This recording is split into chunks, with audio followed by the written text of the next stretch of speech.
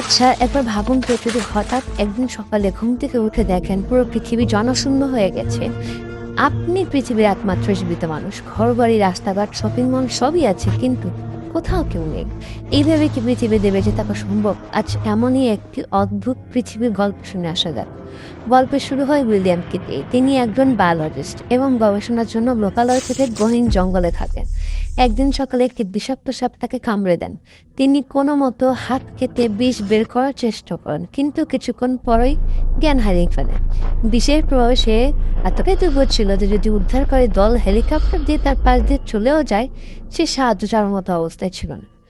বেশ কিছুদিন পর উইলিয়াম সুস্থ হয়ে ওঠে, কিন্তু শরীরে বিষের প্রভাব পুরোপুরি কেটেছে কিনা তা নিশ্চিত হতে হসপিটালের শহরের দিকে রওনা দেন। কিন্তু শহরে গিয়ে সে চমকে ওঠে যে রাস্তায় সব সময় জ্যাম লেগে থাকতো, সে রাস্তায় একটিও গাড়ি চলছে না। রাস্তার মাঝে পরিত্যক্ত গাড়ি এবং মৃতদেহ পড়ে আছে। একটি সাইনবোর্ড থেকে জানতে পারে কোনো এক মহামারীর কারণে পুরো শহর লকডাউন করা হয়েছিল। এই দৃশ্য দেখে উইলিয়ামের বা তার বাবা মায়ের কথা মাথায় আসে। সে দ্রুত বাড়িতে গিয়ে আবিষ্কার করে তার বাবা মা মহামারীতে মারা গেছে। সে শোকে ভেঙে পড়লেও আশা ছাড়ে না। সে বিশ্বাস করছিল যে নিশ্চয়ই অন্য কোথাও তার মতোই কেউ না কেউ বেঁচে আছে। এই আশাতেই সে প্রয়োজনীয় জিনিসপত্র নিয়ে আমেরিকার সবচেয়ে জনবহুল শহরের উদ্দেশ্যে রওনা দেয়। কিন্তু সে শহরের অবস্থা ছিল একই রকম, পুরোপুরি জনশূন্য। হতাশ হয়ে সে শহরের সবচেয়ে বড় বিলাসবহুল হোটেলে আশ্রয় নেয়। সে দামি মদ খাচ্ছিল, কারণ এখন সবই তো তার জন্য ফ্রি। ঠিক তখনই তার সাথে দেখা হয় মিল্টন এবং অ্যান নামে আরো দুজন জীবিত মানুষের সাথে। উইলিয়াম তাদের দেখেই যেন প্রাণ ফিরে পায়, কিন্তু তার এই স্বস্তি বেশিক্ষণ স্থায়ী হয় না।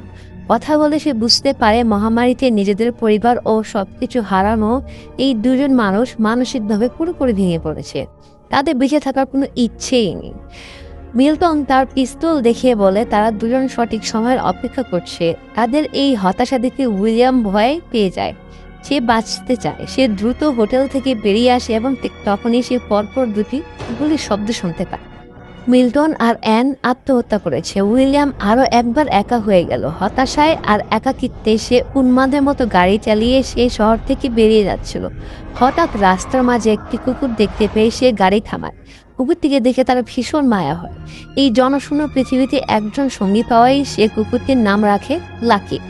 সে কুকুরটিকে সাথে নিয়ে উইলিয়াম নতুন করে বাঁচার স্বপ্ন দেখে।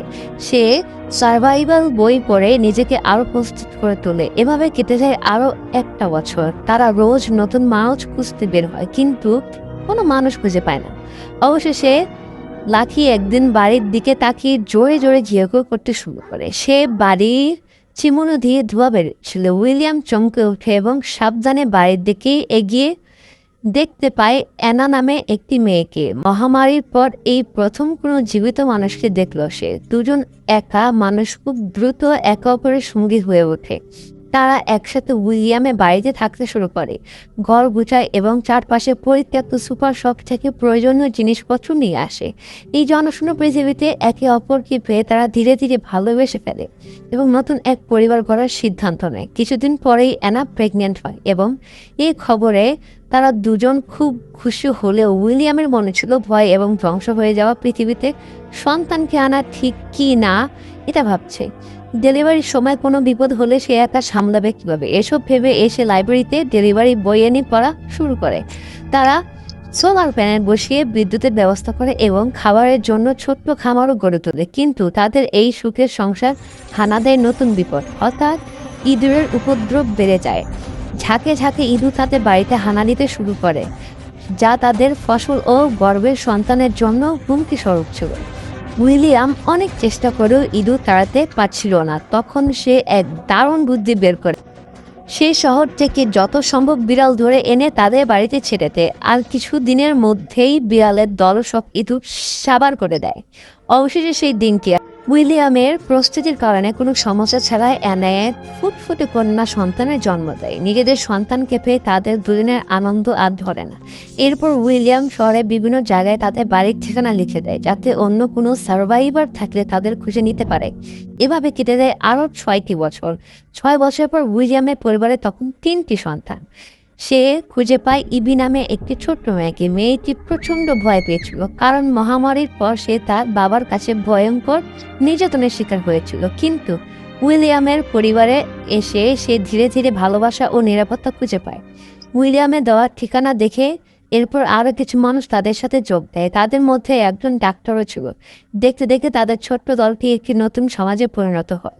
উইলিয়াম বাচ্চাদের পুরনো পৃথিবীর গল্প শোনাতো এবং তাদের লেখাপড়া শেখাতো, যাতে তারা আরও একটি সুন্দর পৃথিবী করতে পারে। কিন্তু একদিন তাদের পরিবারে নেমে আসলো শোকের ছায়া। উইলিয়ামের প্রথম সঙ্গে বিশ্বস্ত কুকুর লাকি বাড়ির পাশে একটি গাছের নিচে চাপা পড়ে মারা যায়। যে লাকি তার একাকিত্বের সঙ্গী ছিল, তার মৃত্যুতে উইলিয়াম ও তার পরিবারের সবাই ভেঙে পড়ে। তারা পরিবারের প্রথম সদস্য হিসেবে লাকিকে সম্মানের সাথে বিদায় জানায়।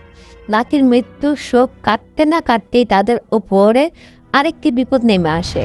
একদিন এক হিংস্র বাঘ তাদের বাড়িদের উপর আক্রমণ করে। পরিবারের সবাইকে বাঁচাতে উইলিয়াম একাই বাঘের সামনে ঝাঁপিয়ে পড়ে।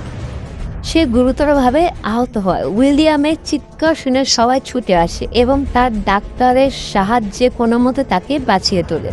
উইলিয়ামের ওয়াইফ অ্যানা বন্দুক দিয়ে সে বাঘটিকে মেরে ফেলে। এভাবে দেখতে দেখতে 17 বছর কেটে যায়। এত বছর পর পৃথিবীর এক নতুন সংকটের মুখে সম্মুখীন হয়। বৃষ্টিপাত না হওয়ায় সমস্ত নদী ও পানির উৎস শুকিয়ে যেতে শুরু করে। উইলিয়ামের পরিবার, যারা এতদিন সবকিছু পেয়ে সুখী ছিল, তারা এবার পানির অভাবে ভয়াবহ বিপদে পড়ে।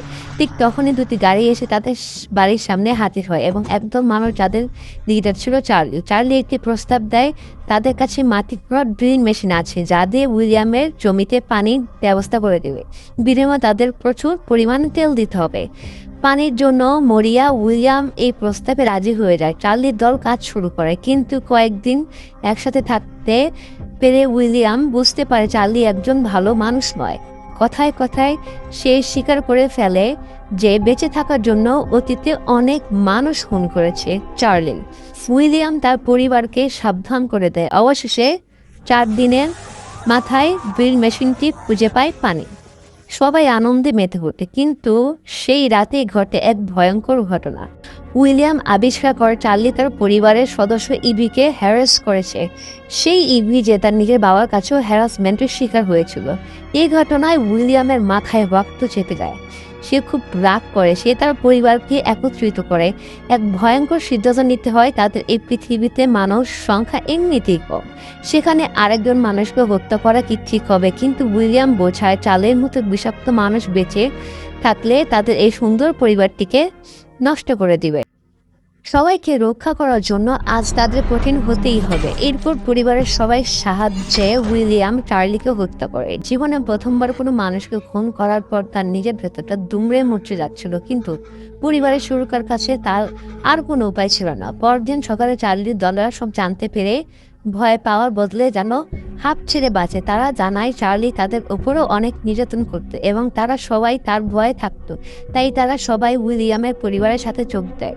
শুধু চার্লির ঘনিষ্ঠ বন্ধু সাইরাস এর প্রতিবাদ করে। সে উইলিয়ামকে মেরে ফেলার হুমকি দেয়, কিন্তু দলের বাকি সবাই তার বিরুদ্ধে চলে যায়। উইলিয়াম তখন সাইরাসকে সেখান থেকে বের করে দেয়। সাইরাস একা হয়ে যাওয়ার ভয়ে ক্ষমা চাইলে উইলিয়াম তাকে ক্ষমা করে না, তাকে তাড়িয়ে দেয়। 20 বছর পর উইলিয়ামের সন্তানেরা এখন বড় হয়েছে। তারা সবাই মিলে একটি প্লেন বানানোর চেষ্টা করছিল, পৃথিবীতে আবারও আধুনিক করার স্বপ্ন। কিন্তু তাদের এই স্বপ্ন এক ভয়ঙ্কর বাস্তবতার মুখে পড়ে। পুরনো সেই ভাইরাস নতুন রূপে ফিরে এসেছে এবং পরিবারের অনেকেই অসুস্থ হয়ে পড়েছে। উইলিয়ামের ছোট ছেলের জ্বর অবস্থা ছিল আশঙ্কাজনক। এর মধ্যে বহু বছর পর একা ফিরে আসে হেরার মেয়েটা, যে এদের পরিবারেরই সদস্য ছিল এবং বয়ফ্রেন্ডকে নিয়ে দুজনে ঘুরতে বেরিয়েছিল।